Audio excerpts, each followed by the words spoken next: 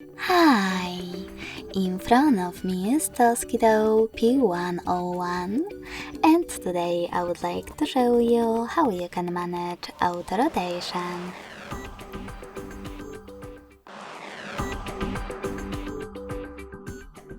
Firstly, go into Tab menu and look for Auto Rotate shortcut. When you find it, click on it. As you can see, mine is grey.